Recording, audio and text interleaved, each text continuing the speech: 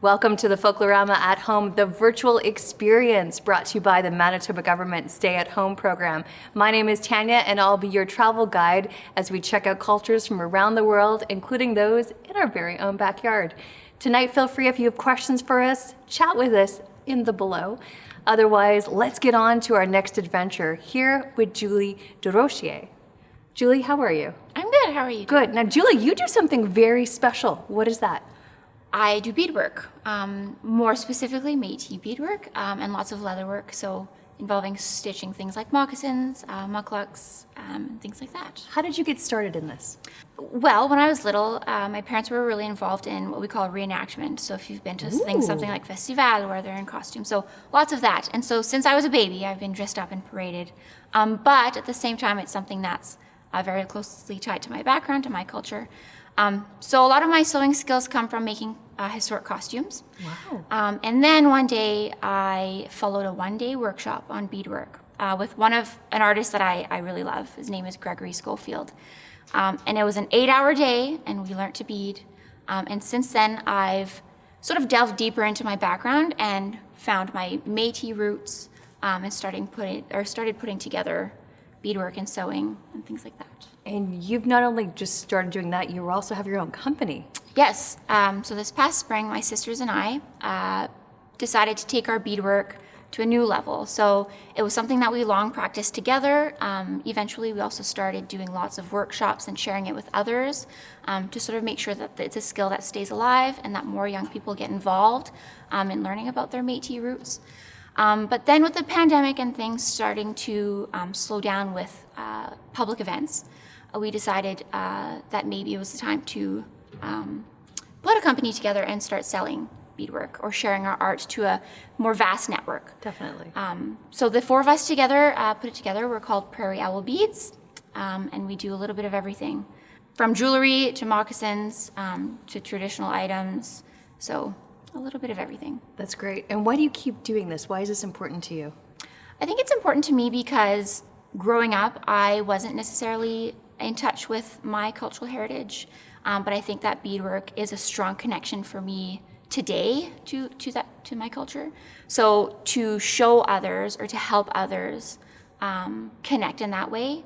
So I think passing it on to young people and making sure that they know that this is still alive and that this was such an important part of our people historically, and that it's something that can be incorporated into so many modern things. So really it's to make sure that they know that there's a community doing this and that it's such an important part of our history and that they should use it to stay connected. That's beautiful. Now, if you've received your package at home, feel free to pull it out.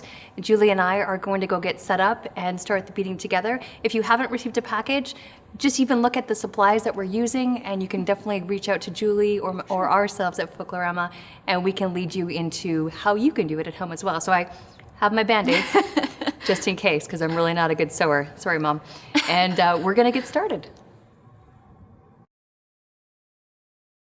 Before we get into our special craft, I heard that you were an ambassador general for Folklorama. That's right. And when was that, and how was that experience? It was 2012. It was like one of the best experiences I have ever taken part of.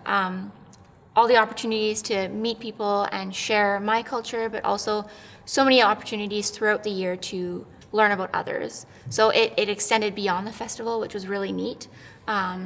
And yeah, I mean, I made lots of friends. I met lots of people. It was a great networking experience, but just so much culture. So it was right up my alley, exactly what I love to do. That's great to hear. I heard you were amazing too, so thank you very much for that. So you have received your craft. So explain to us what we have in front of us here. So what we have right now is a piece of Melton wool. That's what the red piece of fabric is. And on the back, you have a piece of what we call interfacing. Okay. All it does is it stiffens your fabric a little bit, so it's a little bit easier to work on. And then on the front, you have a piece of paper with a beadwork pattern, which is just a simple 4-petal flower for us right now. And you have a size 10 beading needle, Okay. which is already threaded, so you should just have to pull it out. So there's actually different sized needles. Yes, so needle sizes align with bead sizes. Okay. We're just going to use size 10 beads, which is a very sort of standard size for most beaders. So yeah, the needle and the bead size correspond. Okay. But you can go smaller or bigger in Got bead it. size. And we have 4 colors that came in our package. Right, so we have a yellow for the center, Okay. a very dark green for our little leafy lines here. And then we have 2 different blues for the petals. So I know a lot of beaders like to shade their petals and make it more realistic looking. So we have that option, or you can pick one blue and roll with it. Beautiful. It's totally up to you. Now we have a dish beside us. So would you recommend people at home getting a plastic dish, like a Tupperware or something? Yeah, just something to put your beads in so they don't roll around. Okay. It doesn't have to be a dish. It could be like a blanket, a paper towel, anything that'll sort of cushion beads so they don't go flying. They don't go flying. Okay, Yeah. got it. So where do we start? Where do we start? So we're going to start with our center of our flower. So we're going to take our yellow beads and we're going to put them in our silver dish. Okay, now all of them or just a couple? It might be easier to just put all of them All for of now. them. Okay. Oh yeah, I see they like to roll. They like to roll, yeah. Even on the silver, they might bounce a little Okay. bit, but it's okay. Awesome. All right, so your next step is you've already pulled out your needle there. That's Okay, perfect. so all the string, take it off your... Yes, so you'll unwind. Okay, unwind all of that. Got it. Okay, now your thread should be poking up from the bottom of your piece, right? So when I refer to the bottom of our piece, it's the side without the pattern. Got it. And the front or the top is the side with the paper. Okay. So right now your needle is under, or your thread is underneath. So you're gonna come up as close as you can to the center of the circle of your flower. So I might have to do it a couple times, right? That's Before I okay. get the center. I got the center. I'm sorry. Okay. Okay, so you're gonna pull your needle all the way through. Okay. So I've done a little bit of work for you ahead of time. I already sort of threaded your needle, knotted your Knotted thread. it. Thank you. That's sort of one of the tricky parts when you're a beginner beater is threading this needle. It's very different from a regular sewing needle. It's very thin. So I've set us up already with that. Great. Now, you're gonna pick up a single yellow bead with your needle from your tray. So I just poke it. Yep, poke it, let it slide down your needle, Of course, you're a pro, so the rest of us will catch up. and then you'll let it slide all the way down to your paper. It's one of those days where you should have worn the progressives. Okay, go ahead. Right. Now, sometimes what will happen is because our thread comes on a spool, your thread might be a little wound tight. So it might knot every once in a while, but you should just have to pull and you're good. Okay. I was a little tangled, so I just thought I'd make that remark. Okay. Now you're gonna go back down with your needle as close as you can to where you came up, Okay. but not in the same hole, Yeah. and you're not going back through your bead. Okay. Otherwise it will fall off. Not through the bead. Got it.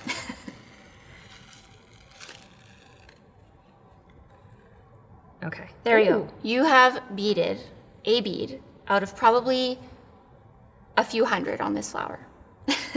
It's a Yay, big us. accomplishment. Great job, everyone.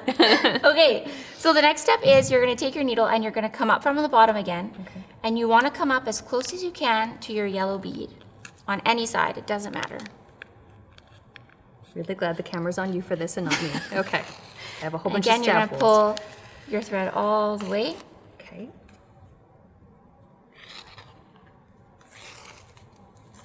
And this time what we're going to do is pick up 7 beads Wow. all at the same time.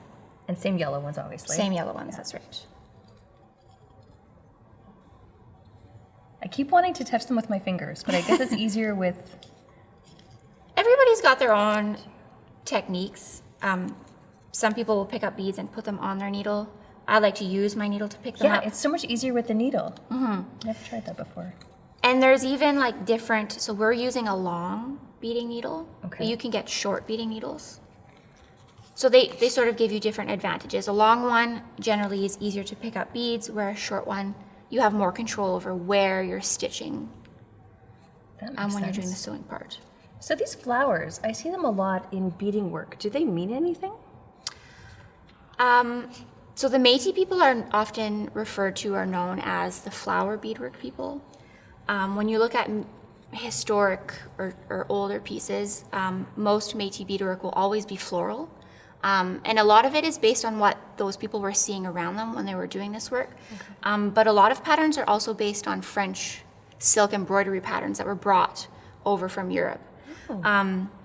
So a lot of flowers, but different nations or different people or different communities, you'll see different types of flowers. So here in southern Manitoba, you'll see lots of 5-petal flowers. It's a very Métis style flower. Is the 5 mean something, or just a thing that's come over and passed on? Not to my knowledge, but it is asymmetrical. So a lot of Métis beadwork will also have that. For example, like if you're looking at a vest, it'll never be exactly the same on both sides. Okay. So a 5-petal flower helps in adding that asymmetry to things. That's really neat. Yeah. Okay, so we have our beads on. So we have our 7 beads. Now what we're going to do is you're going to go back down the hole you came up. So you're not going back through the beads or anything. We're just passing your needle through that hole and pulling all the way. Now, if you're just right beside it, is that okay, or does it have to be the exact hole? If it's right beside, that's okay. Get as close as you can. What we're trying to do is we're trying to create a loop. Oh, okay. So right now you have a loop of 7 beads that's sort of sticking up from your paper. Right, yes, so I just push it down. I'll push it back up. What we're gonna do is we're gonna push it down over top of that first bead that we put down. So we're creating a circle around that center bead. Got it. Okay. Now we need to stitch these beads in place so they don't pop back up. So depending on the style of beadwork you're doing, we'll either stitch down every second bead or we'll stitch down in between every bead. So a lot of Métis beadwork is done every second or third. So what that means is I'm gonna come up with my needle from the bottom and I'm gonna line it up between 2 beads. Okay. Any 2 beads. Got it. And once I'm there, I'm gonna pull my thread all the way up.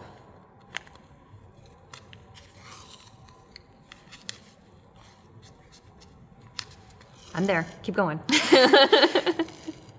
And when I say we're stitching down our beads, we're actually stitching the thread that's holding the beads. So we're gonna go back down with our needle on the other side of the thread. So in between your row of beads and your center bead. Okay. Does that make sense? Yes, totally does. And then again, you're just gonna pull all the way down. And now the trick is, we're gonna do this all the way around our circle. So you have to try and remember where you started. That's the key. That's the trick, yeah. So now we're gonna skip the next bead and we're gonna go to the next space. And we're gonna come up again.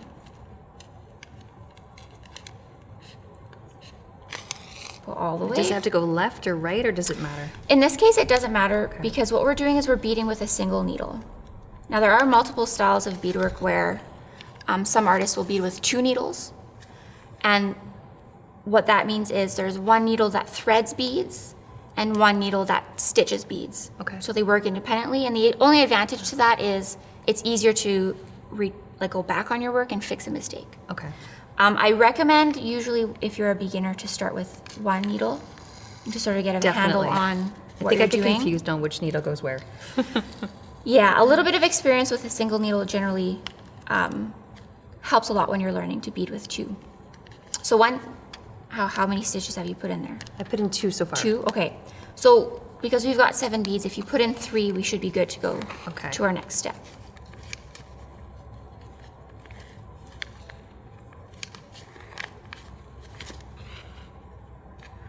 And how often do you make this type of jewelry? Or how often do you bead, I mean? Yeah.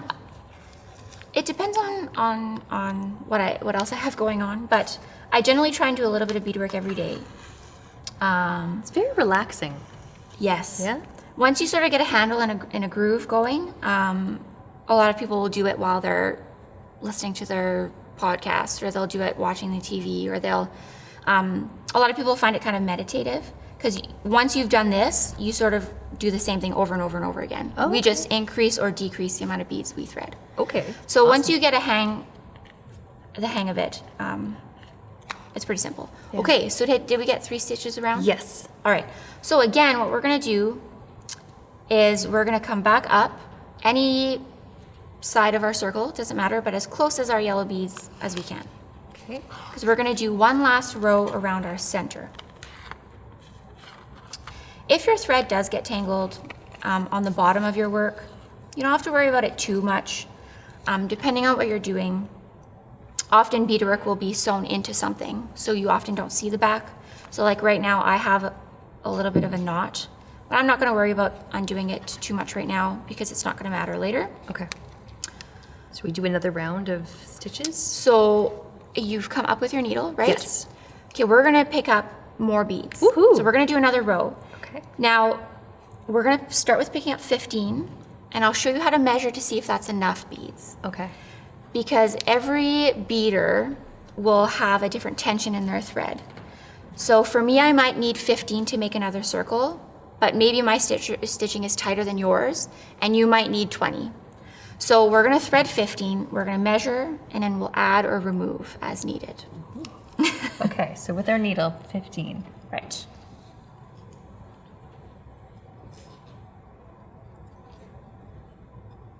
I'm sure after a while you get really quick at picking them up, right?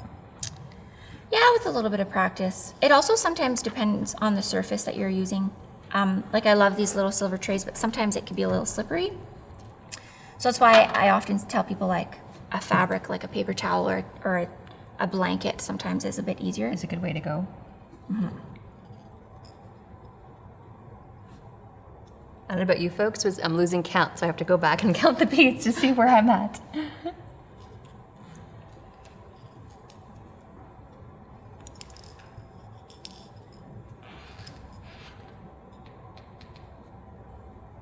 So what things do you make with your beading? The most popular things right now I find are jewelry, lots of earrings, bracelets, hair ties, that sort of thing. Oh, hair ties too. Mm-hmm. But I myself like to do a lot of leather work, so I'll often do, like I'll bead something and I'll turn it into like a medicine pouch or a pair of moccasins, a bag, hair clips, things like that. Those were very I noticed Métis beading was very popular for Christmas gifts and holiday gifts this year. Yes. Everywhere I saw, people were like, how can I get it? Well, now you know where you can get it from. You can get it from Julie, the Prairie Owl. Quick plug. Yeah.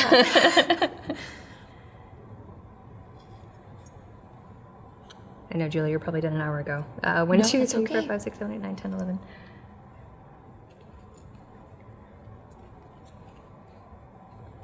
Okay, I think I'm almost at 15. Okay.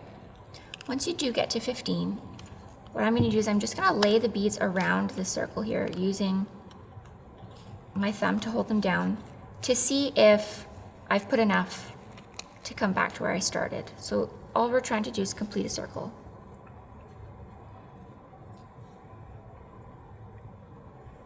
Okay, so right around the... All the way around the circle. Okay. So I've put 15 and I have quite a bit of space. Like that? Yep. It's a bit tricky, yeah. I use my thumb. When I'm holding it, I use my thumb or your, finger is fine. Okay. So it looks like you've got enough beads there. Okay. So what I would say for you is now you're going to take your needle and you're going to go back down the same hole you came up. Okay. I'm going to pick up a few more to complete my circle. I'm going to say probably 2. So beyond your first middle bead and then your row of 7, after that there's no formula for beadwork. Like I mentioned earlier, every beader will have a different number of beads on the next row. And that's totally normal. It all just depends on the tension of your stitching.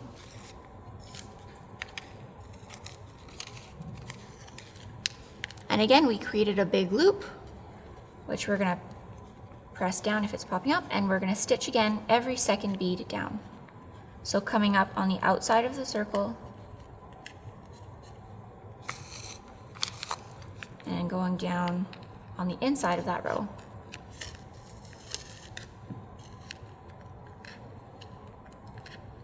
There we go.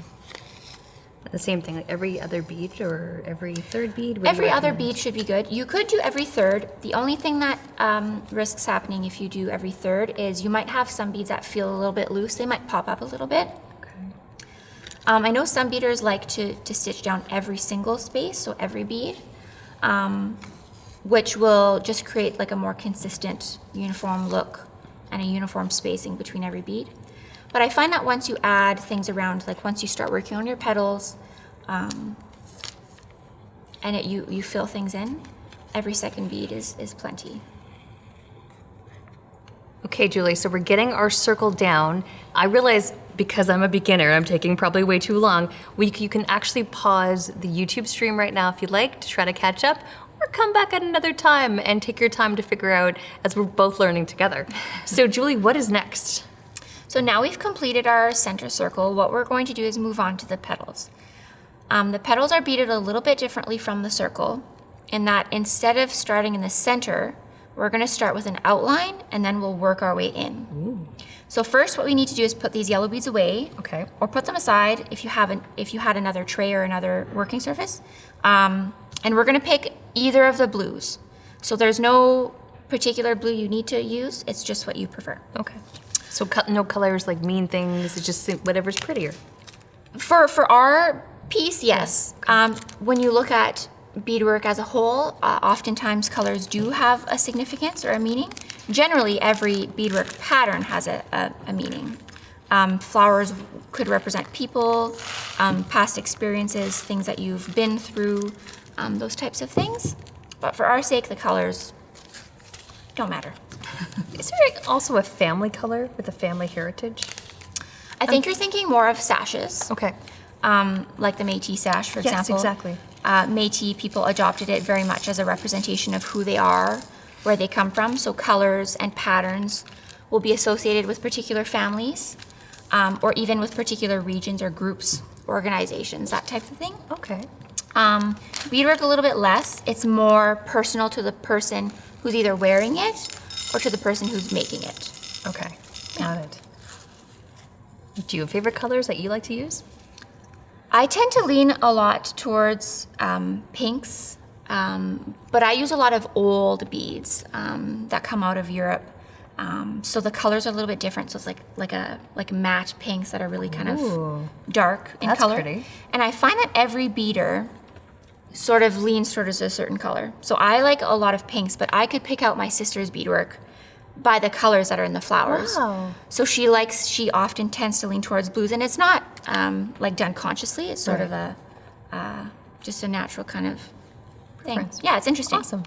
Okay, now that we've got our blue beads ready, we're gonna take our needle and we're gonna come up from the bottom at the very corner of a petal.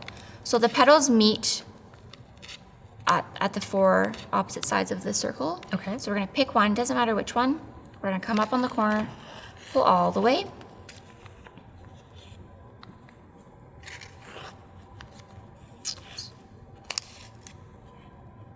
It happens.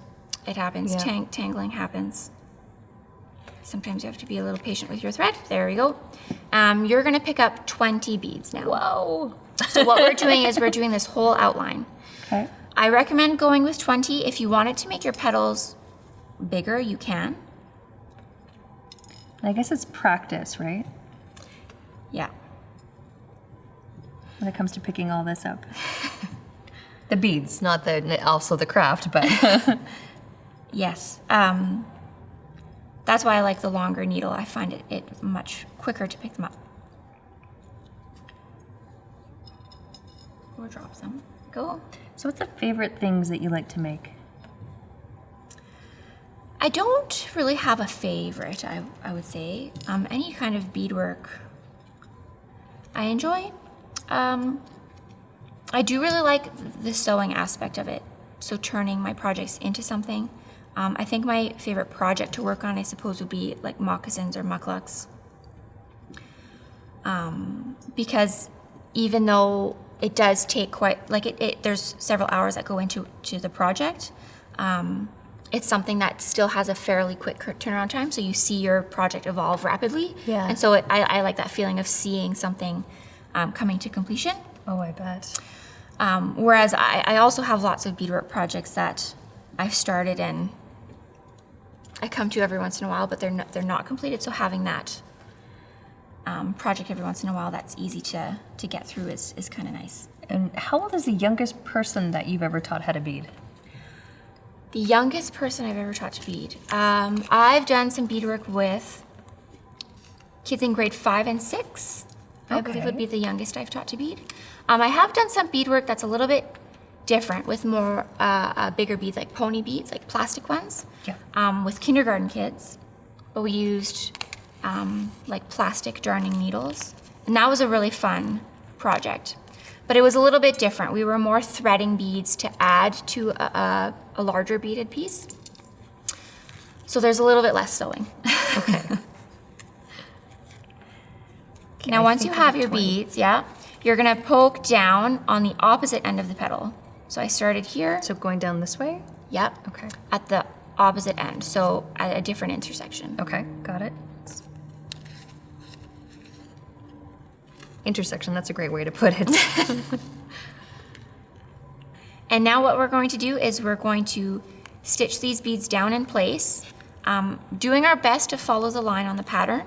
We have to remember that it is just a pattern, so if you veer off the line, that's okay. It does take practice to get those beads to line up exactly where you want them. One trick that I can recommend is I often use my thumb to sort of keep the beads in place. Okay. As I come up and down with my needle. Yeah, that seems to be helping me. Do you do it every second bead again, every third bead? Yep, I'm gonna do every second bead. You could, if you wanted, go every single bead. Just remember that will double the amount of time you're spending on your beadwork. Okay. So every second, all the way around till you get to the opposite end of the petal again.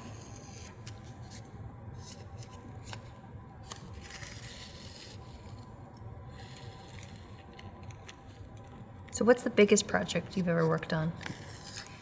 The biggest project? I've worked on a few different jackets. Ooh. So taking like the lapels and the cuffs on a jacket and beading those. I would say those are pretty big projects. I've worked on a few. I bet those are beautiful. Thank you. I've also worked on a few framed pieces, larger pieces that ended up being framed for different gifts people. Or, oh, wow. Yeah, so a few of them have been as gifts. And then a few, like we often will have people come to us and ask, we have this and we would like to add some beadwork to it, and we'll sort of take it and get to know the person and draw something up and then pitch, I think the lapels on this jacket would really look great with this beadwork design, and then we'll go from there. What a great way to not only honor their heritage, honor your heritage. A beautiful piece that you always have with you. So we've now finished the outline of that first petal. What we're going to do next is fill it in. So to fill it in, we're going to do the exact same process. So we're going to come up on the inside of our first line, close to our center. Okay, I was just going to ask you that. This is good, we're catching on. As close as you can to your center, yep. Okay. And we're going to thread this time 15 beads. Now there's no exact math to the number of beads that's going to come next. It really again depends on how big your petal ended up, what shape it's turned out to be. So we're going to start with 15. We're going to lay them down and see if they meet our center on the opposite side. Okay. If not, we add. If there's too many, we take them off. Perfect. So as the numbers go, so I know we started on 20 for the first one. Now we're doing 15. 15, thank you. I generally would go 5 less on a petal because Okay. it's a longer strand of beads. Okay. Now, the other important thing to remember here with this flower is we chose a simple project with a 4-petal flower because I can outline this petal and fill it in and then go to the next, outline and fill in. I can work that way all the way around. Whereas with a 5-petal flower, I would have to outline everything first and then work on filling in. Because as you fill in a petal, it'll expand a little bit. And if I outline and fill here, by the time I get to the 5th petal, the 5th one will be smaller than all the others. Okay. So you outline first to keep the shape. Here with 4 petals, you have much more space in between them. So filling in last doesn't matter as much. So we're gonna do that now by picking up those 15 beads. Perfect. And I think we're going to show up on the screen right now the finished product.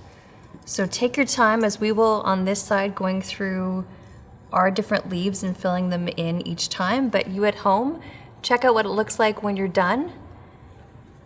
It's quite exciting. So Julie, thank you so much for joining us today. We appreciate learning about Métis beading and all the fun times you can have at home. Relaxing it is, if we can say that. Yes. And join us next week at Folklorama at Home, the virtual experience. Check us out too on our social media at Folklorama and folklorama.ca on the web. Thanks again. Have a great night.